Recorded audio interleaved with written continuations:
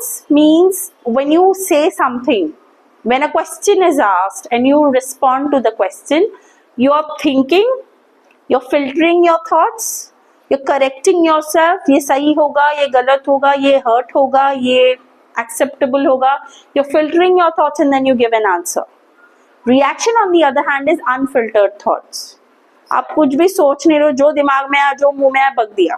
Literally I'm using the word बक दिया because आप अपने आप को correct नहीं कर रहे हो. Right? That is react.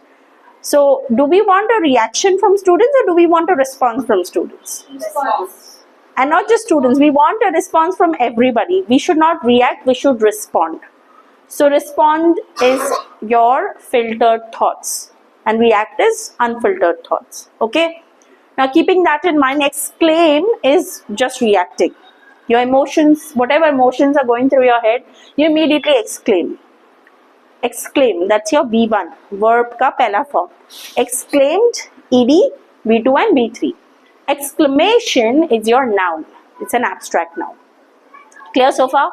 So that's what the definition says. And interjection is a kind of exclamation inserted into regular speech. Regular conversation, you just insert an exclamation to express an emotion. Now, I'm going to write a few examples here.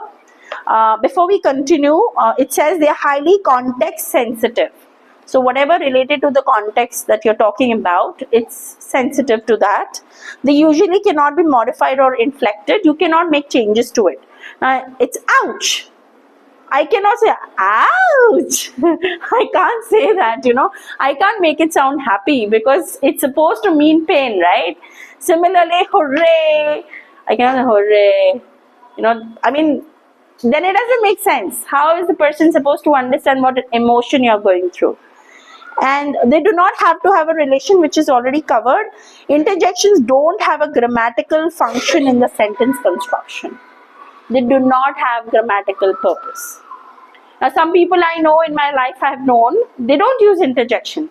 But the way they say the rest of the sentence emotes a lot of emotions. For example, Mama, do you know what happened today? There is no interjection, but I understand she's very excited about something, right? So it's all about your emotion. Here, my child is using inflection. She's emoting through her voice.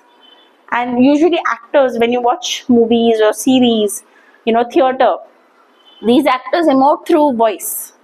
So they don't have to say, ouch, I'm hurt. No. Bahut dard kar raha hai. You know, that the Hindi dialogue. Okay, moving on. So let's talk about a few interjections if you can use my textbook. Sahil, you have your textbook, right? Okay, so you find a baby, you come across a newborn baby. How's the reaction? Oh, like you tend to do that, right? When they're cute. I don't know if you like babies, both of you.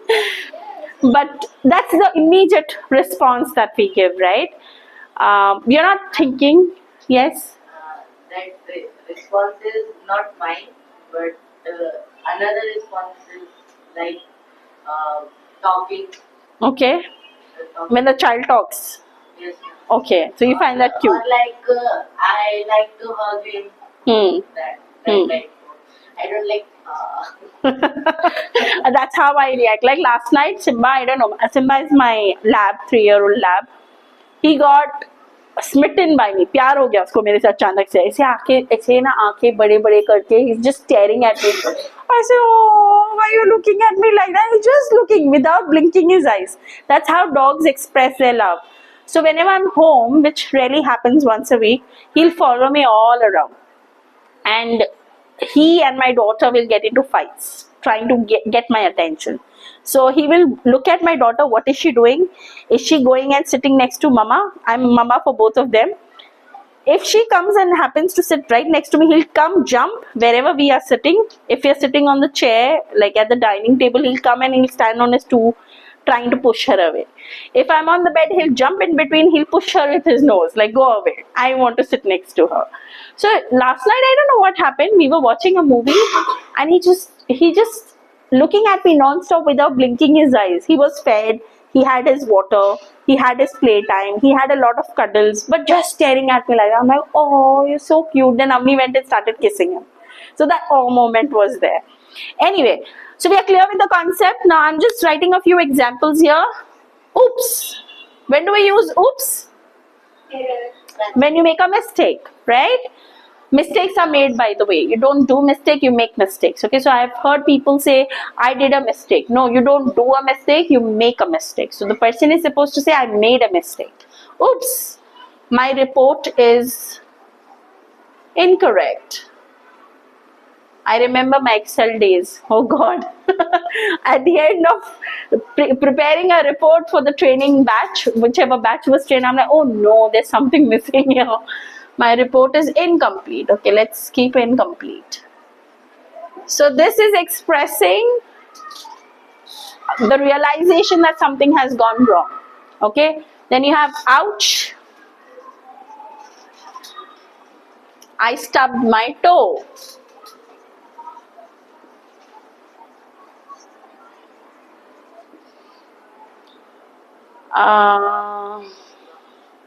Oh no. Sorry, what was that? And nah, that is not an interjection. That's a Hindi filler. Is it given over there? Okay, that's a mistake. NH, nah, that's a Hindi filler.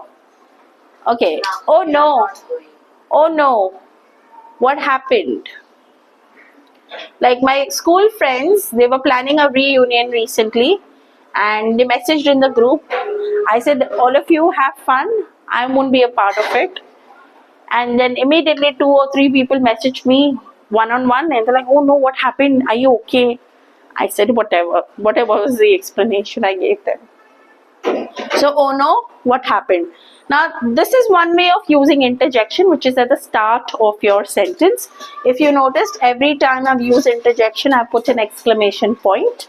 And then the next letter, the first word of the first letter of the first word, whichever it is, should be capital letter. When it comes to pronoun I, it's always capital. Doesn't matter where it comes. Okay. This is one way. Another way of using interjection is you also call them introductory phrases. Like, finally, Yash is here. Sorry, I couldn't help myself. So, finally, Yash is here. I have put a comma. These are sounds. This is a word, a proper word, right? So finally, Yash is here. Now, the way I said finally, how does it sound? What emotion am I expressing? Like you are waiting. Grief, you said? Relief, yes. Yeah, it shows that I was waiting, like what's going on, he's late. So finally. Okay, those are the examples mentioned in the textbook. With that, I'm stopping the explanation of interjection. Is it clear for everybody? You can